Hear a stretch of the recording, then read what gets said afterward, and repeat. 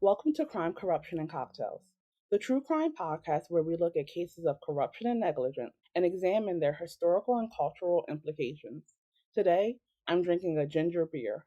What do you have, Jenny? I'm drinking an amaretto sour. This week we'll be diving into the mysterious death of the Somerton Man. This case has been unsolved for decades, and progress was recently made to identify who the Somerton Man is.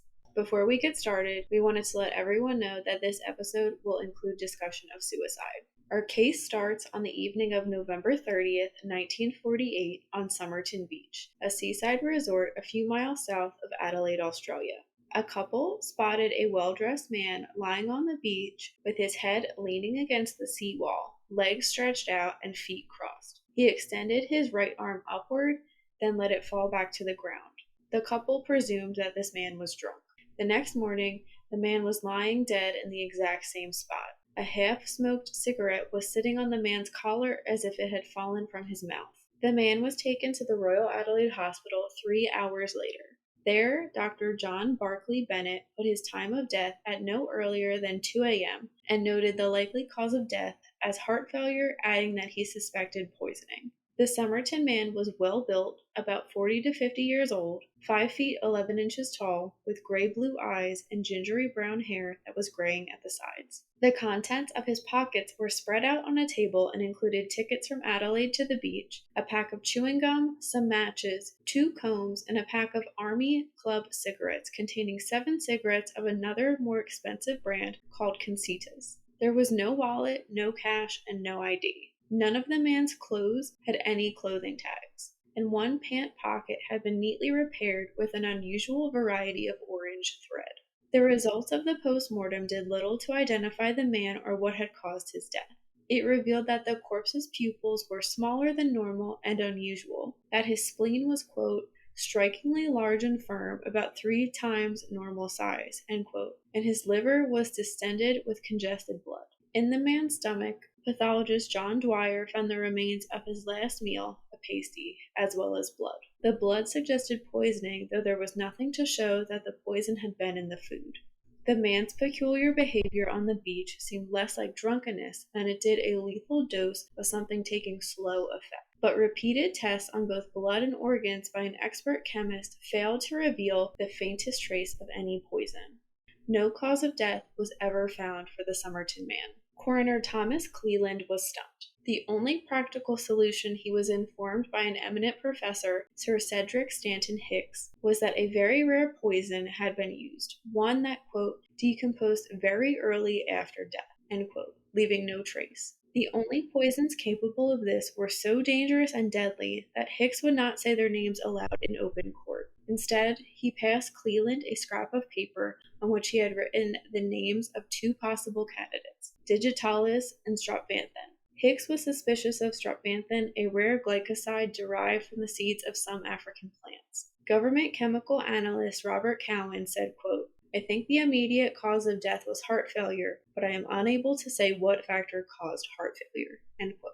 A full set of fingerprints was taken by police and circulated through Australia and then throughout the English-speaking world. No one could identify them. People all over Adelaide were escorted to the mortuary in the hopes that they could give the man a name. Some thought they knew the man from photos published in the newspapers. Others were the distraught relatives of missing persons, but no one recognized the body. By January 11th, the South Australia police had investigated and dismissed pretty much every lead they had. The investigation widened in an attempt to locate any abandoned personal possessions like left luggage that might suggest that the dead man had come from out of state. This meant checking every hotel, dry cleaners, lost property office, and railway station for miles around. This did produce some result. On the 12th, detectives sent to the main railway station in Adelaide were shown a brown suitcase that had been deposited in the cloakroom there on November 30th. The staff didn't remember anything about the owner, and the suitcase contents were not much more revealing. The case did contain a large reel of orange thread identical to that used to repair the dead man's trousers, but painstaking care had been applied to remove practically every trace of the owner's identity. The case had no stickers or markings, and a label had been torn off from one side. The tags were missing from all but three items of clothes inside, and these bore the name Keene with a particular spelling because it ended in an E. But it proved impossible to trace anyone of that name, and the police concluded that someone, quote, had purposefully left them on, end quote. The remainder of the contents were also not helpful. There was a stencil kit of the sort, quote, used by the third officer or merchant ships responsible for the stenciling of cargo, end quote. A table knife with a half cut down, and a coat stitched using a feather stitch unknown in Australia. A tailor identified the stitchwork as American in origin, suggesting the coat and perhaps its wearer had traveled during the war years. But searches of shipping and immigration records from across the country again produced no result. In April, 4 months after the discovery of the body, another search produced a final piece of evidence, one that would prove to be the most baffling of all. A small pocket sewn in the waistband of the dead man's pants were discovered. Inside, tightly rolled, was a small scrap of paper which read Talman Sod. The police reporter for the Adelaide Advertiser recognized the words as Persian and called the police to suggest they obtain a copy of an 11th century book of poetry, the Rubaiyat. This work, written in the 12th century, had become popular in Australia during the war after being translated. It turned out Talman Strad, roughly translated to, quote, the end or finish, end quote. A cast of the Somerton Man's face was taken before he was finally buried in a grave under a headstone marked The Unknown Man, and this grave was made to be easily exhumed. 8 months after the investigation had begun, the search for the right copy of the Rubaiyat finally produced results. A man walked into the detective office in Adelaide with a copy of the book and a strange story. Early the previous December, just after the discovery of the unknown body, he had gone for a drive with his brother-in-law in a car he had kept parked a few hundred yards from Somerton Beach. The brother-in-law had found a copy of the Rubaiyat lying on the floor by the rear seats. Each man had assumed it belonged to the other, and the book had sat in the glove compartment ever since. Alerted by a newspaper article about the search, the two men had gone back to take a closer look. They found that part of the final page had been torn out and went to the police. Detective Sergeant Lionel Lean took a closer look at the book. Almost at once, he found a telephone number penciled on the rear cover. The phone number was unlisted, but it proved to belong to a young nurse named Jessie Jo Thompson, who lived just a few hundred meters from Somerton Beach. She admitted that she had indeed presented a copy of the Rubaiyat to a man she had known during the war. She gave the detectives his name, Alfred Boxall. But Boxall turned out to still be alive, and he still had the copy of the Rubaiyat Thompson had given him. Thompson was not extensively questioned by the police, but she recalled that sometime the previous year she had come home to be told by neighbors that an unknown man had called and asked for her. When shown the cast of the dead man's face, she seemed, quote, completely taken aback to the point of giving the appearance she was about to faint, end quote, said Lean. She seemed to recognize the man, yet firmly denied that he was anyone she knew.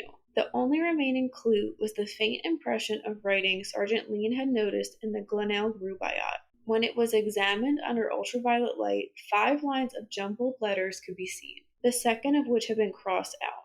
The first 3 lines were separated from the last 2 by a pair of straight lines with an X written over them. Police did what they could to crack what appeared to be a code, but were unsuccessful. They sent the message to Naval Intelligence, home to the finest cipher experts in Australia, and allowed the message to be published in the press. This produced a frenzy of amateur code breaking before the Navy concluded that the code appeared unbreakable. To this day, the code has not been broken.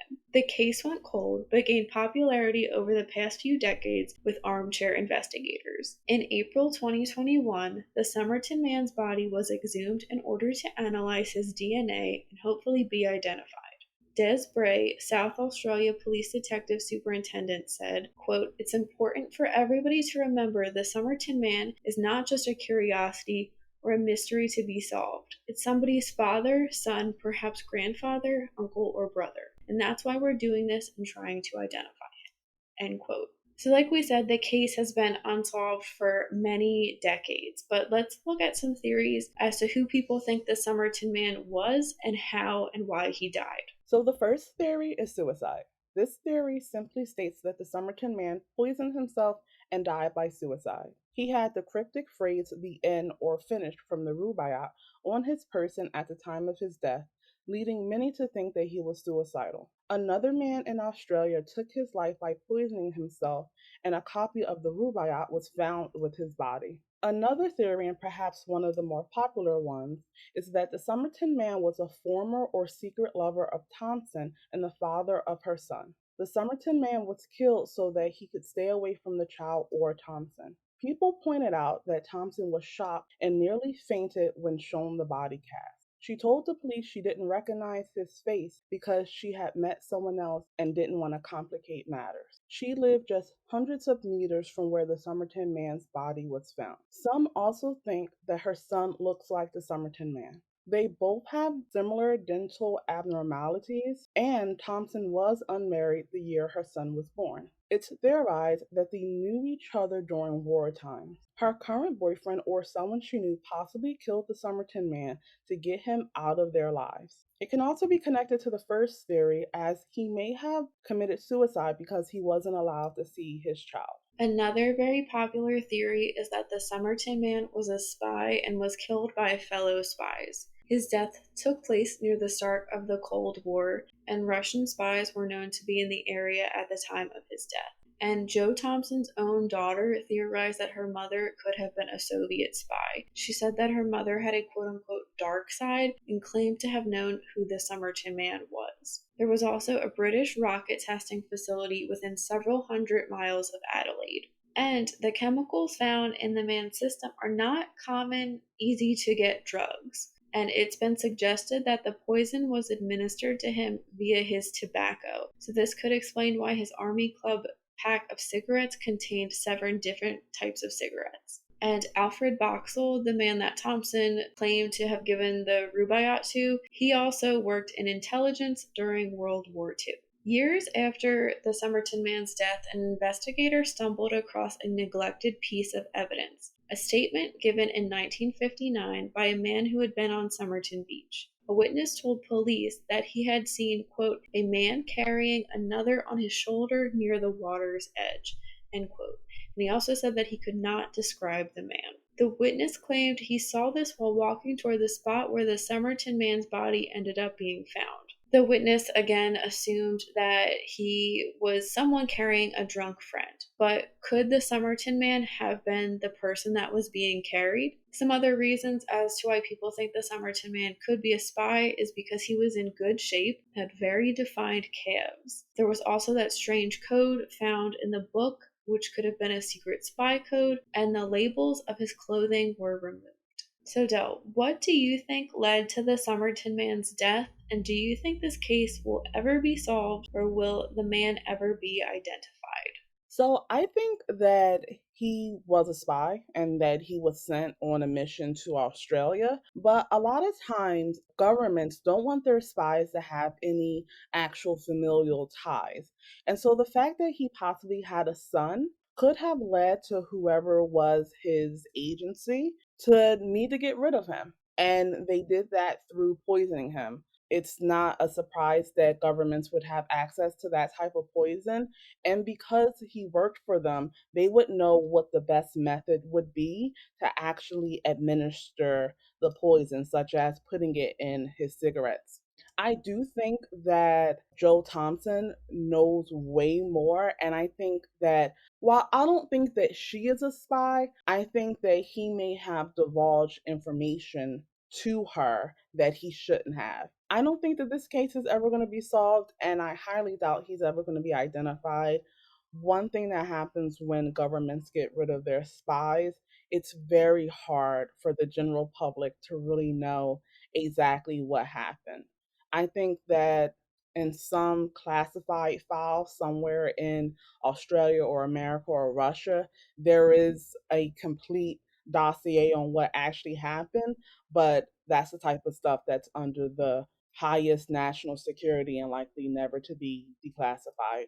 What do you think happened? I 100% agree that Joe Thompson knows more than she let on, and I do think she was involved some way, whether it was spy activity or something else. I lean towards spies because, like you said, Del, the poison is very hard to explain, and it really seemed like someone knew what they were doing. It wasn't just poison that could be stumbled upon.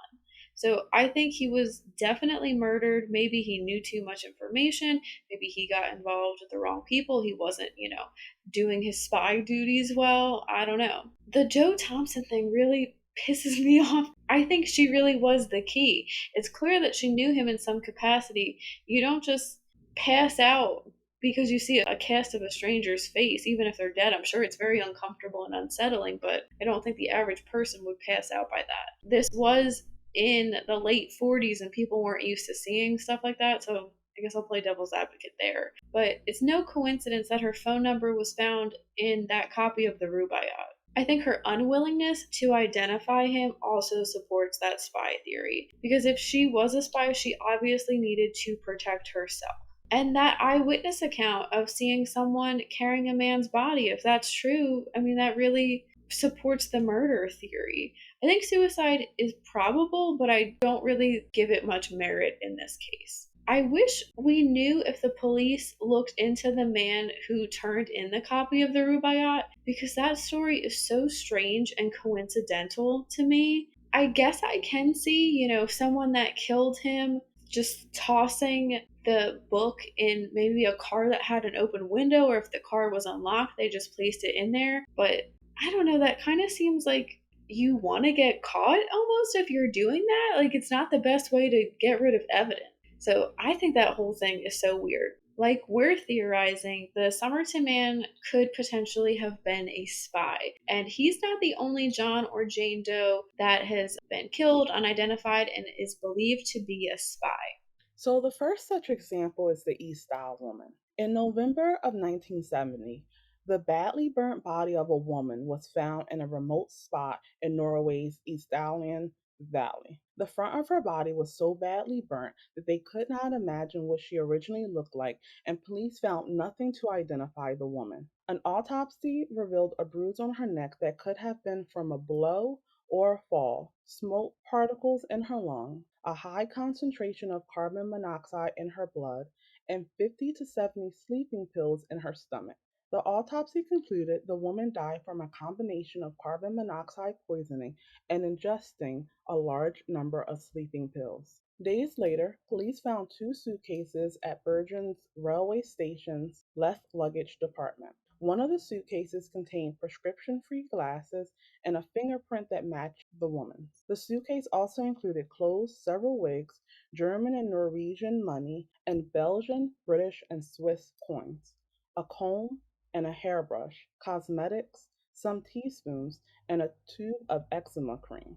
The labels on the eczema cream had been removed. Police traced her boots to a Norwegian shoe store. This helped trace her to a nearby hotel where she checked in under the name Vanilla Lorch, which turned out to be a false name.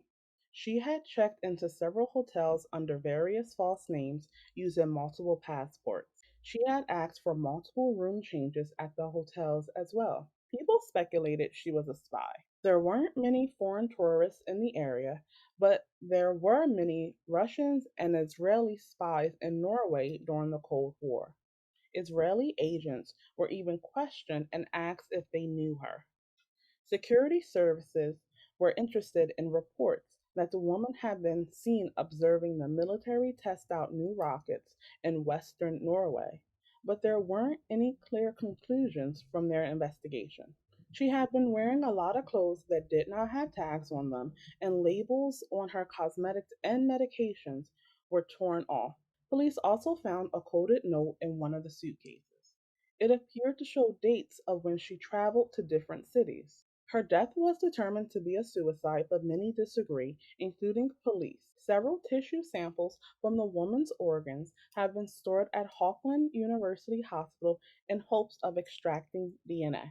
Another more recent case is that of Jennifer Fergate. In June 1995, a woman was found dead in her hotel room in Oslo, Norway, from an apparent self inflicted gunshot wound. She had checked into the hotel as Jennifer Fergate or Fairgate and had never presented ID. These are believed to be false names, and she likely lied about her age as well. All of the labels were cut out of her clothes, and she was carrying 34 rounds of ammunition in her bag. She also spoke English and German but did not have a distinguishable accent.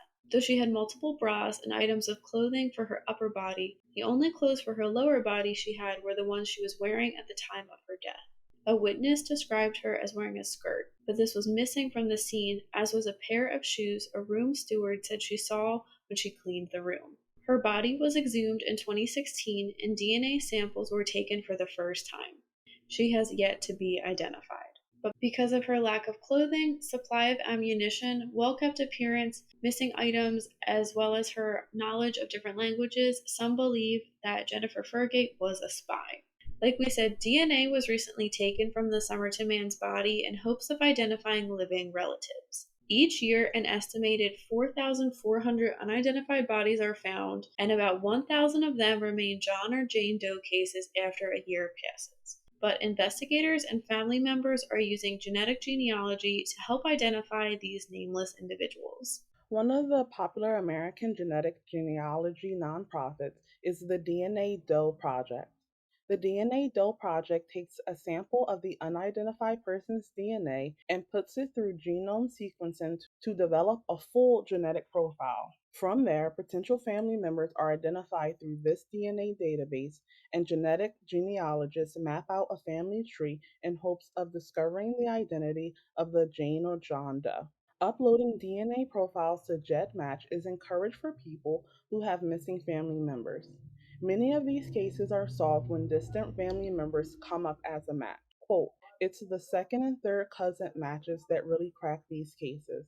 It doesn't have to be, a sibling or a parent that uploads to GEDmatch to solve the case, end quote. So let's talk about a few well known John and Jane Doe cases that were identified recently thanks to genetic genealogy and familial DNA, because there have been quite a few in the past, I would say, 3 or so years. The first one that I wanted to talk about that I'm really glad was identified very recently was that of Septic Tank Sam.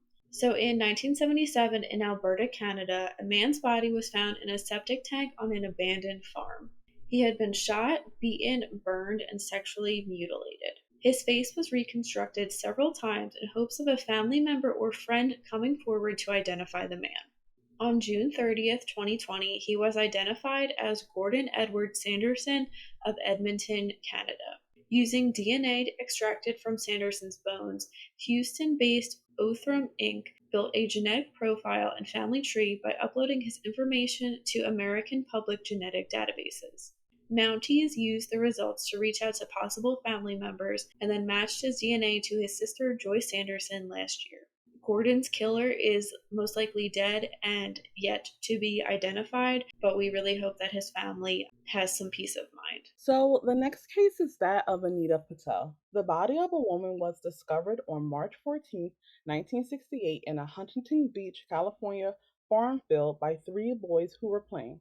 She had been raped, severely beaten, and her neck was slashed. In July 2020, the oldest Orange County Jane Doe was identified through genetic genealogy as 26-year-old Anita Patel. Her remains were taken home to her family in Maine. Police were also able to identify her killer as Johnny Crisco, who died in 2015. He was identified through DNA found on a cigarette near Patel's body.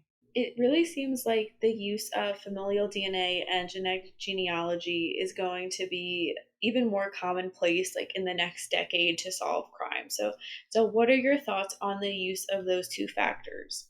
I think that they're great. As long as you are getting permission from people to use their DNA, I don't see anything wrong with it.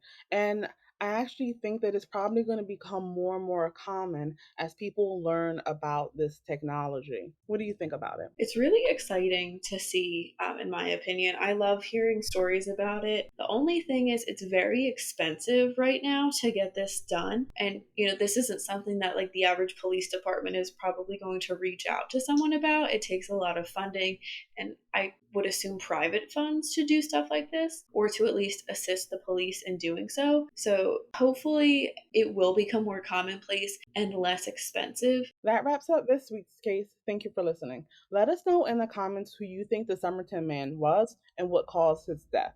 You can read more about this case and how to support us in the links below. We will be back next week with a brand new episode where we look into the death of Brittany Murphy. As always, stay safe.